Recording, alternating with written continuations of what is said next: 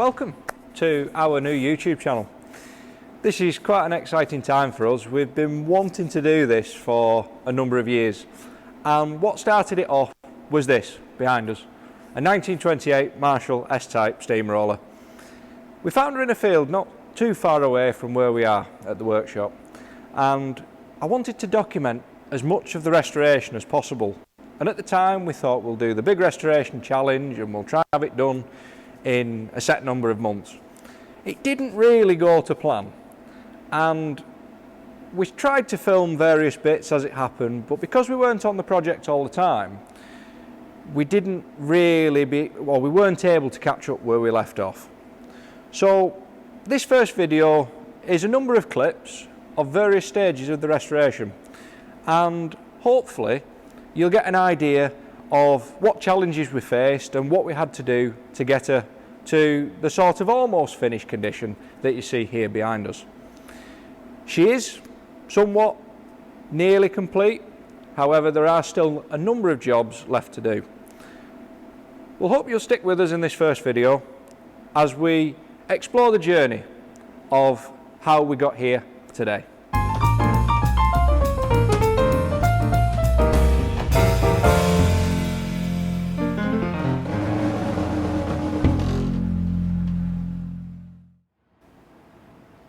Well, the first thing you'll notice is we didn't really think about YouTube, so you'll have to excuse the portrait video.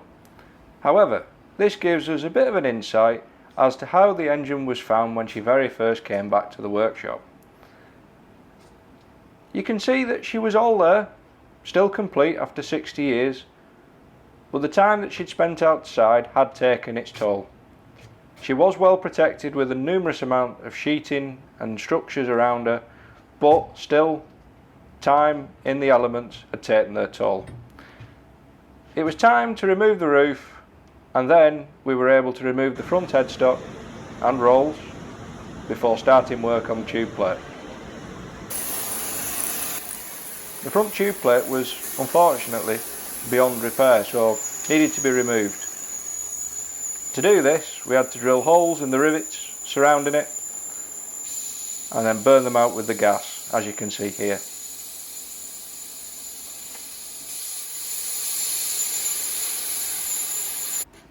With all of the rivets out and a homemade slide hammer used to remove the tube plate from the barrel, this is the first time the barrel had probably been seen from this angle since it was made in 1928.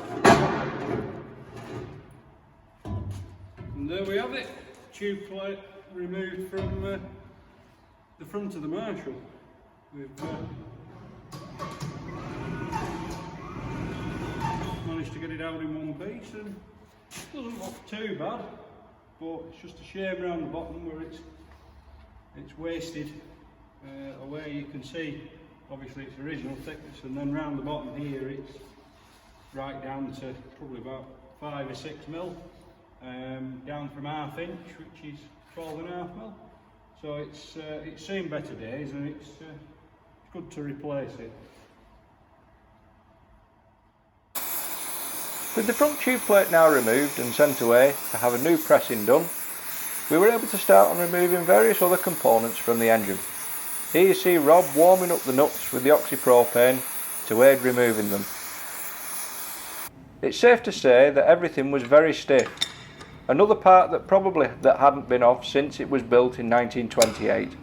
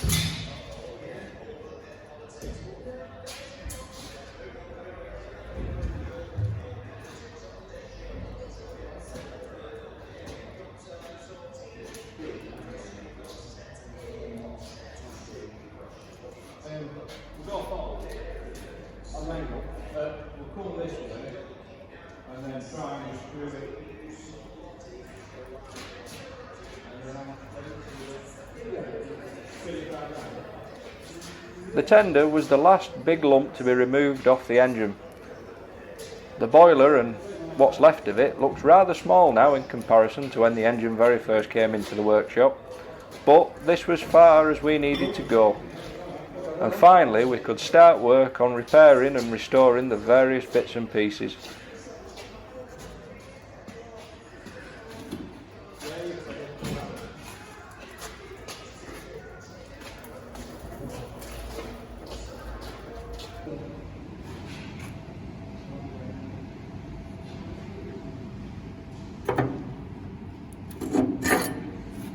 As you can see, the plate had gone down to nearly nothing, so with the old bit cut out, a new bit was cut and welded in. The filler pocket was also repaired and a new filter screen put in. We also managed to find various layers of paint on the engine. We reckon the engine had 3 layers in her time, from the original red, black and white, to a top coat of green for working in the council, to a final coat of red. All that was removed and you can see the boiler was stripped with the wire wheel.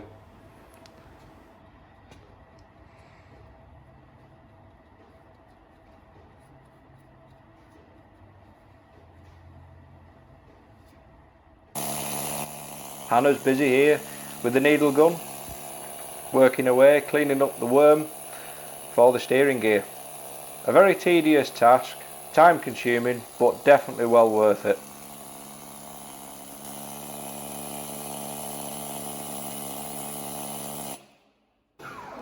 As I said at the start of this video, we did forget to film various bits, but as you can see here, when we did eventually remember, a lot has happened, a lot of progress has been made, and now we're dropping the crank back in.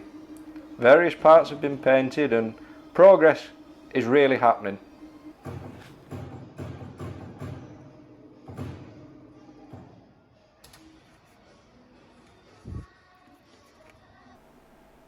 The tender was eventually shot blasted. I was a bit concerned because it had been off the engine for some time and the front plates had started to bend in a little bit, so with a bit of gentle persuasion she went back on the engine. The final bits to the filler pocket were repaired and it was then time to start on the tube plate.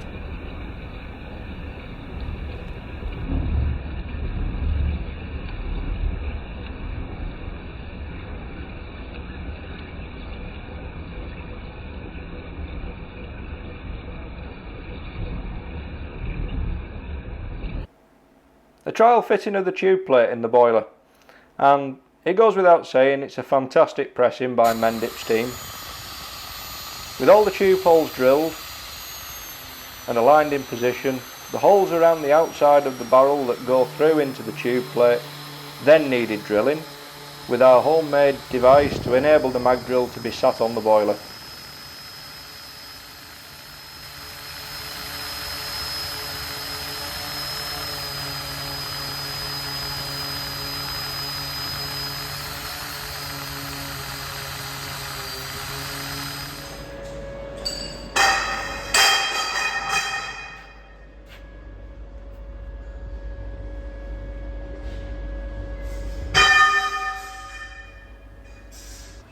With the tube plate finally riveted in, we were then able to fit the boiler tubes, and at long last the engine was starting to take shape.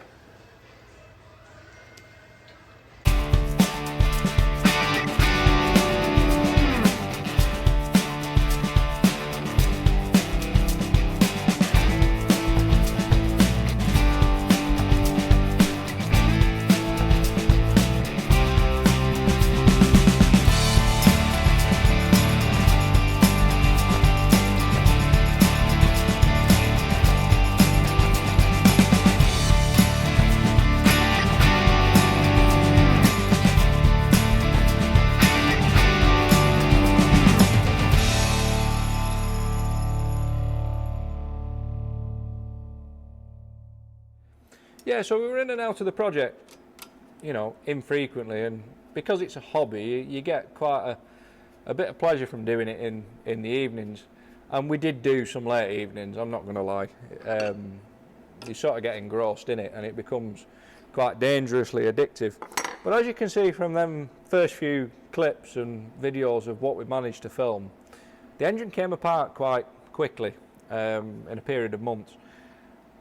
But then the real magic starts to happen. When you start to see an engine that's been stripped right back to the boiler in this case, then start to grow as you repair or restore the various parts and start to rebuild, you then start to see her come back to life. And when we were close to that first hydraulic test, and obviously then eventually when she'd passed, put in the very first fire in her for 60 years, it was quite a special moment. Ready?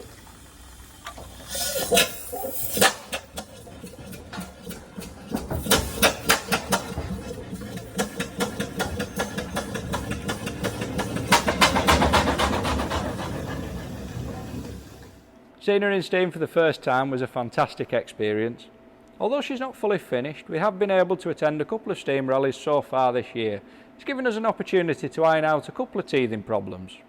Speaking of steam rallies, we're going to be taking a 17 miles on the road to the Cheshire Steam Fair from here in Wigan, and we're hopefully going to document the journey. We hope you've enjoyed this first video showing a couple of little clips of how we went about the restoration. There's some fantastic projects lined up, and we'll hope to see you in the next one.